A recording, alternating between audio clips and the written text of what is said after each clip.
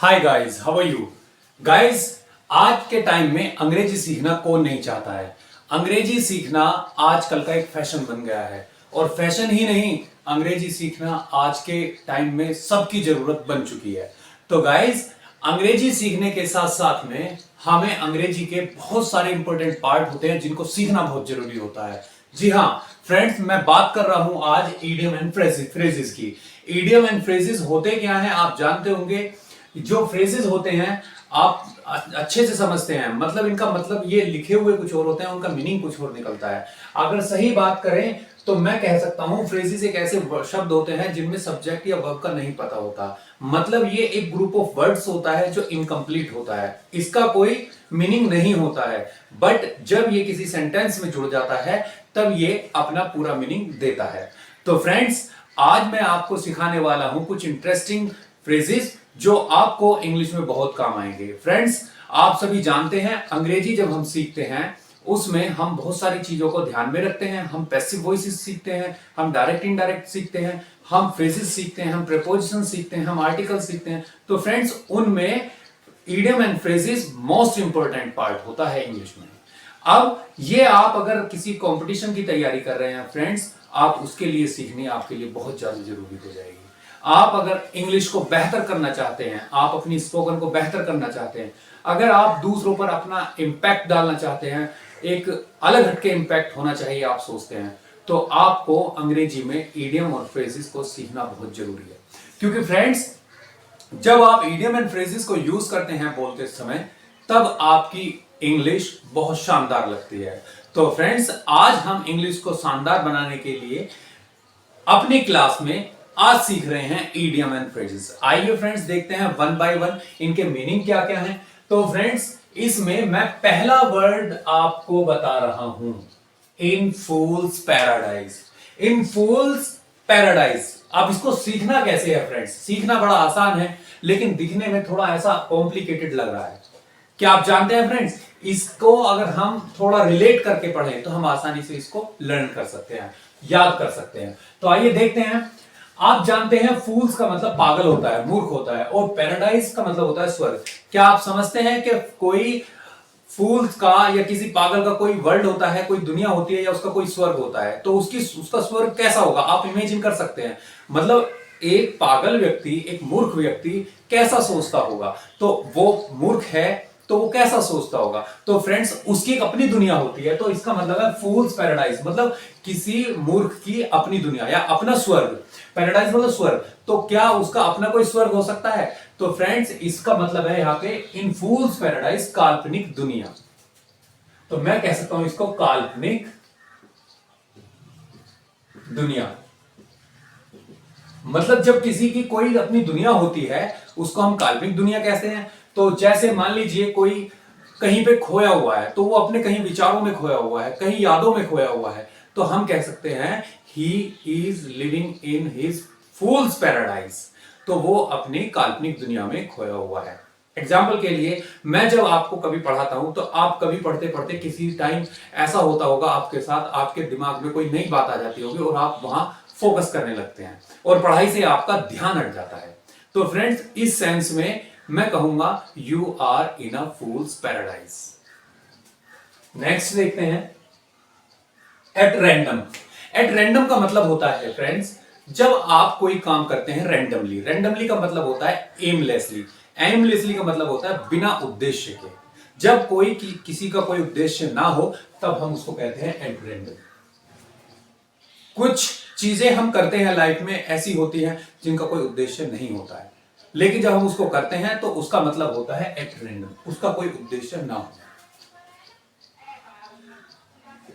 बिना उद्देश्य। बिना उद्देश्य, जब कोई पर्पस ना हो, पर्पसलेस हो, एट रैंडम। जैसे I watch movies at random, मतलब मैं बिना उद्देश्य के मूवी देखता हूं, means only for passing the time. जब आप टाइम पास करने के सेंस में हम कह सकते हैं, तब हम यूज करते हैं एट रैंडम। फ्रेंड्स, अगला है एट द 11th आवर।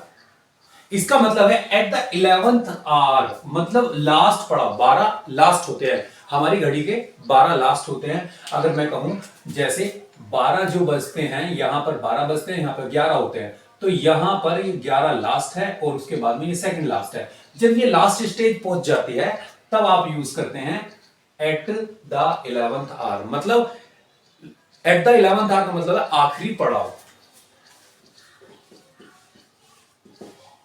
आखिरी पड़ाव। इसका मतलब है मैं बहुत लेट हो गया था और मुझे बस पकड़नी थी और लास्ट बस बची थी, तो at the 11th hour I got the बस।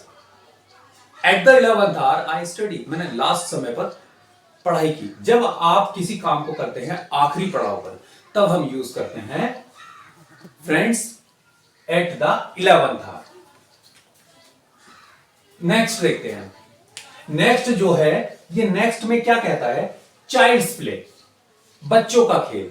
जैसा आप देख रहे हैं लिटरली इसका मीनिंग जो है चाइल्ड्स प्ले, बच्चों का खेल। हां बिल्कुल आसान सा काम। जब कोई आसान सा काम हो हम उसको कह सकते हैं इजी वर्क। इजी वर्क मतलब एफर्टलेस। इसमें कोई मतलब इंग्लिश सीखना क्या है, बहुत आसान सी बात है। तो हम कह सकते हैं English learning is a child's play. बच्चों का काम है, बच्चों जैसा आसान काम है। बच्चों का खेल होता है जैसे आसान, उसी तरह से हम कह सकते हैं easy work, child's play. Cry for the moon. Friends cry for the moon का मतलब होता है, क्राई फॉर द मून मतलब मून के लिए रोना, मून के लिए चिल्लाना, मून के लिए जिद करना। इसका मतलब है एक बच्चा है, अगर वो रो रहा है, उसे चांद चाहिए, क्या वो चांद ले लेगा? नहीं ले सकता। तो उसको ये हमें समझाना होता है कि चांद को लेना असंभव है। अगर हम इसी को रिलेट इस कहानी से करते हैं तो इसका मतलब होता है क्राई फॉर द मून मतलब असंभव चीज के लिए डिमांड करना। तो मतलब टू आस्क या डिमांड एन इम्पॉसिबल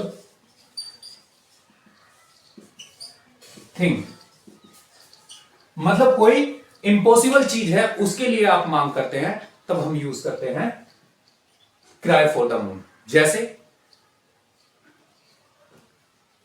मुझे साइंटिस्ट बनना है और मैं साइंटिस्ट की मेरे पास एबिलिटी नहीं है, तब मैं कहूंगा I want to become a scientist. So that means I am crying for the moon. मतलब असंभव चीज के लिए मैं प्रयास कर रहा हूं। जब कोई भी चीज असंभव हो उसके लिए हम यूज करते हैं cry for the moon.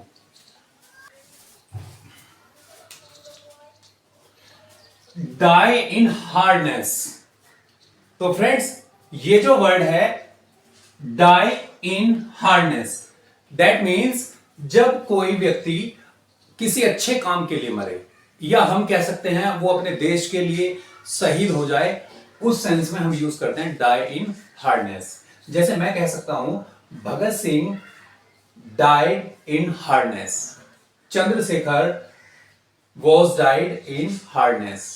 Means जब वो किसी अच्छे काम के लिए, किसी नोबल वर्क के लिए मरते हैं, तब हम कहते हैं डाई इन हार्डनेस। सो मैं कह सकता हूं die for the noble work. जब कोई अच्छा काम होता है, देश के लिए अच्छा काम होता है, तब हम करते हैं डाई इन हार्डनेस। आगे देखते हैं live from hand to mouth. Friends ये जो है live from hand to mouth, इसका मतलब होता है जब कोई व्यक्ति बड़ी मुश्किल से गुजारा करता है, सैलरी कम है और उसी में सारे काम करने हैं, उसमें सारे काम करने होते हैं, तो बड़ी मुश्किल से गुजारा करना हो रहा है, तो live from hand to mouth. मैं कह सकता हूं आजकल 10,000 रुपए की सैलरी में क्या होता है, तो मैं कह सकता हूं I am living from hand to mouth, मतलब मैं बड़े मुश्किल से गुजारा कर रहा हूं। तो मैं कह सकता हूं to live, to survive the life hardly. जब मुश्किल से ही जीवन कटे तब हम यूज करते हैं live from hand to mouth, मतलब बड़ी मुश्किल से गुजारा करना। अगला देखते हैं out of fashion. Out of fashion मतलब फैशन से बाहर। जब कोई चीज फैशन से बाहर हो जाती है तो हम उसको पुराना कहते हैं, तो मैं कह सकता हूं उसको ओल्ड। अब ये जो ओल्ड होती है, कोई भी चीज पुरानी हो सकती है, जैसे आज हम देखते हैं सीडी प्लेयर, डीवीडी, ये सभी आउट ऑफ फैशन है, आज ये चलती नहीं है। जो प्रचलन से बाहर हो जाते हैं उनको हम आउट ऑफ फैशन कह सकते हैं। तो मैं कहूंगा DVD is out of fashion. Bell bottom pant चली थी, आज वो नहीं चल रही है, तो हम कह सकते हैं bell bottom is out of fashion. बहुत सारी चीजें ऐसी हैं। आजकल हम देख रहे हैं स्कूटर, वैसे तो आजकल स्कूटर कुछ नए मॉडल में आ रहे हैं, लेकिन अगर हम देखें तो कुछ स्कूटर ऐसे जो चेतक स्कूटर था या बजाज के थे, अब और भी बहुत सारे स्कूटर थे, वो सभी आज प्रचलन में नहीं है। तो मैं कह सकता हूं कि scooters are out of the fashion. Out of pocket, friends ये जो वर्ड है आउट ऑफ पॉकेट, इसका मतलब है जेब खाली होना। जब जेब खाली होती है तब हम उसके लिए यूज करते हैं आउट ऑफ पॉकेट। मैं कह सकता हूं मेरी जेब में पैसे नहीं है, तो I am out of pocket, तो मतलब जेब खाली होना, जेब खाली होना, इसको मैं कह सकता हूं जेब खाली होना, तो आउट ऑफ पॉकेट। किथ एंड किन, इसका मतलब होता है फ्रेंड्स रिलेटिव्स, या हम कह सकते हैं रिश्तेदार। अब इसमें कौन से रिश्तेदार होते हैं? इसमें जो भी आपके क्लोज रिश्तेदार होते हैं, जो बहुत ज्यादा क्लोज रिलेटिव्स होते हैं, हम उनको उसमें काउंट करते हैं। जैसे मैं कह सकता हूं today my kith and kin are coming to my home, आज मेरे रिश्तेदार मेरे घर पे आ रहे हैं। So I have so many kith and kin and they help me in the bad situation, तो किथ एंड किन। फ्रेंड्स अगला देखते हैं ऑल द वे, कुल मिलाकर या सभी। तो ऑल द वे मतलब कुल मिलाकर, जैसे मैं कहूंगा ऑल द वे, कुल मिलाकर all the way now I want to do job, अब मैं नौकरी करना चाहता हूं। All the way I am going to start my business, तो मैं कह सकता हूं ऑल द वे, कुल मिलाकर। नेक्स्ट देखते हैं लॉयन शेयर। अब ये जो लॉयन शेयर है, लॉयन शेयर का मतलब होता है बड़ा हिस्सा, बिग पार्ट। बिग पार्ट मतलब जब कोई किसी चीज का बंटवारा होता है तो उसमें जो बड़ा वाला हिस्सा होता है, ज्यादा वाला हिस्सा होता है, हम उसके लिए लॉयन शेयर यूज करते हैं। जैसे he got lion share in the property, मतलब उसने प्रॉपर्टी में अपना बड़ा वाला हिस्सा लिया। He will get lion share in the property, वो प्रॉपर्टी में बड़ा वाला हिस्सा लेगा। तो फ्रेंड जब दो हिस्से हो जाएं या तीन हिस्से हो जाएं जिसमें बड़ा हिस्सा होगा, उसको हम लॉयन शेयर कहते हैं। फ्रेंड्स आज की ये वीडियो इडियम एंड फ्रेजेस आपको कैसी लगी? Please friends share the video maximum, आप जितना ज्यादा से ज्यादा शेयर कर सकते हैं आप करिए, एंड चैनल को सब्सक्राइब करना ना भूलें। Thank you so much.